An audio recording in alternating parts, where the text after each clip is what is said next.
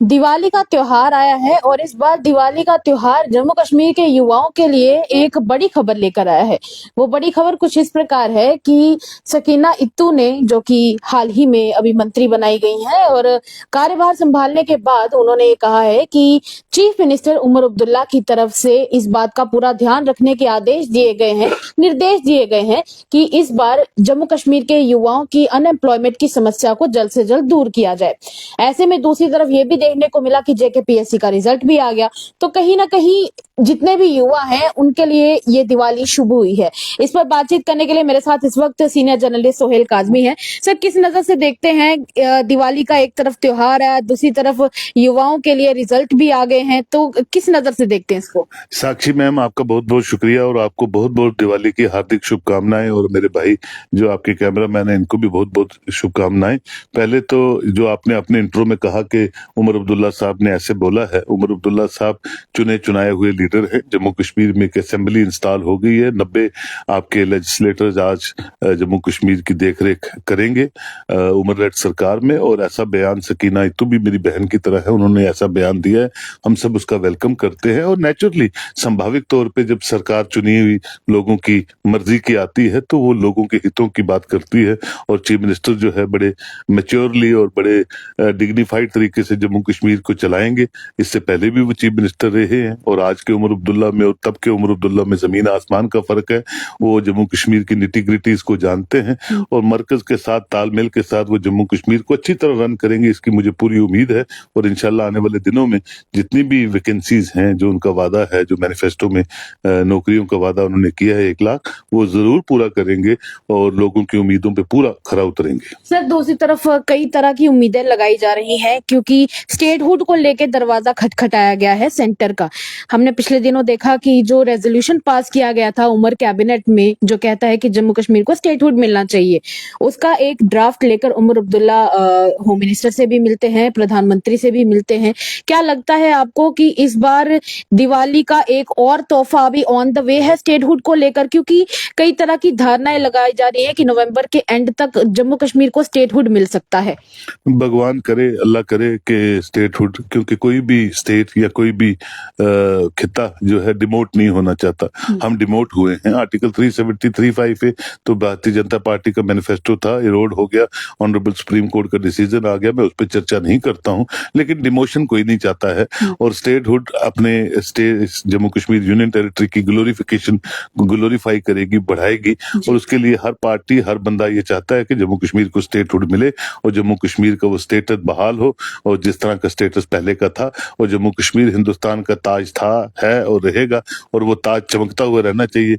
लोगों की जो मुस्कुराहट है उस ताज में दिखनी चाहिए और जितने लोग खुश होंगे, जितने लोग अपनी अपनी उम्मीदों पे सरकार को चलता हुआ देखेंगे, उतनी दुआओं का सिलसिला भी बढ़ेगा। और मुझे पूरी उम्मीद है कि आने वाले दिनों में ऑनरेबल प्राइम मिनिस्टर जो है वो जरूर स्टेटहुड रिस्टोर करेंगे। सर, दिवाली का त्योहार इस बार आया है। वैसे तो हर साल दिवाली आती है, पर कहा जा रहा है कि इस बार की दिवाली थोड़ी ज्यादा खास है क्योंकि जम्मू कश्मीर में इस बार नई सरकार बनने के बाद ये दिवाली आई है। दूसरी तरफ देखा जा रहा है कि सेंटर के हिसाब से अयोध्या में भी ये पहली दिवाली होने वाली है प्राण प्रतिष्ठा सेरेमनी के बाद। क्या सोचते हैं इस बारे में? दिवाली हिंदुस्तान का और पूरी दुनिया में जितने भी हमारे हिंदू भाई है उनका सबसे बड़ा फेस्टिवल होता है। और आज के दिन रामलला जो है वो अपने घर सीता मैया को लेके आए थे और उसी के उपलक्ष्य में दिवाली का त्योहार मनाया जाता है।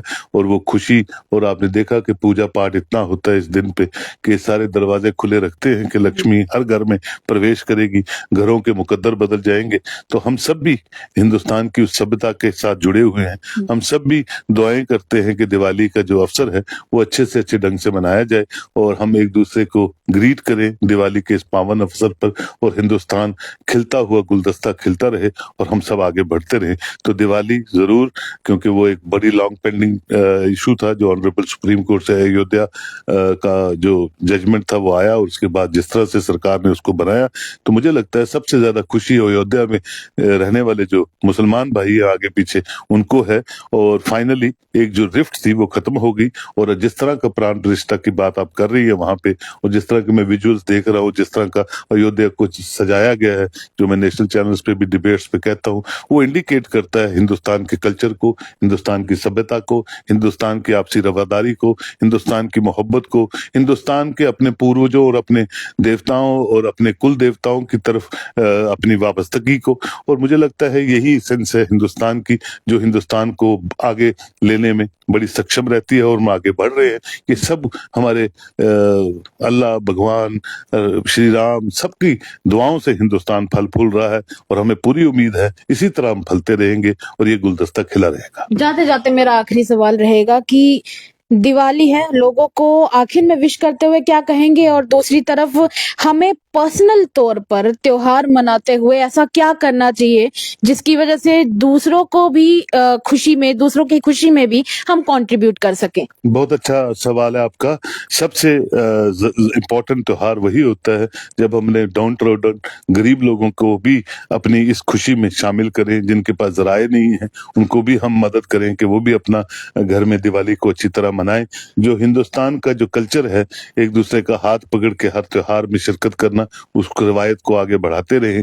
और हिंदुस्तान के हर मुझे शहरी से हम जो फजूल एक्सपेंडिचर करते हैं उन चीज़ों पे जिससे जिससे फायदा किसी को नहीं होता, उनको रोक के उन चीजों पे अपना पैसा खर्चिए, उन चीजों पे यूटिलाइजेशन कीजिए जो समाज को खिलता हुआ आपके घर की, भारत की जो रौनक है उसको बढ़ाने में साजगार हो। और हिंदुस्तान का नाम पहले ही बहुत आगे चल रहा है, और इस माध्यम से आगे बढ़े और पूरी दुनिया देखे कि दिवाली जो है सिर्फ हिंदुओं का त्योहार नहीं है, ये मुसलमानों का भी है, ये पूरे भारत के हर एक निवासी का त्योहार है, और पूरा भारत 140 करोड़ लोग दिवाली का पर्व जो है वो मना रहे हैं। भारत के पूरे 140 करोड़ लोग दिवाली के पर्व को हंसी खुशी मनाते हैं। ये थे मेरे साथ सोहेल काजमी, सीनियर जर्नलिस्ट, जिन्होंने कहा है एक तरफ ये कि जहां पर जेकेपीएससी के रिजल्ट्स आने की वजह से युवाओं में खुशी की लहर है, और इसी के साथ युवाओं में खुशी की लहर होना कहीं ना कहीं उनके लिए दिवाली का तोहफा भी है। दूसरी तरफ दिवाली पर हमें पर्सनल तौर पर लोगों की मदद करते हुए कुछ ना कुछ ऐसे स्टेप्स उठाने चाहिए जो वोकल फॉर लोकल के लिए काम करते हैं, और लोगों को पर्सनल तौर पर सहायता भी दें और किसी के घर में दिया जल सके। अपनी राय हमारे कमेंट सेक्शन में व्यक्त कीजिएगा। तब तक के लिए देखते रहिए द अर्थ न्यूज। साक्षी सानी के साथ सेवाराम की रिपोर्ट। हैप्पी दिवाली।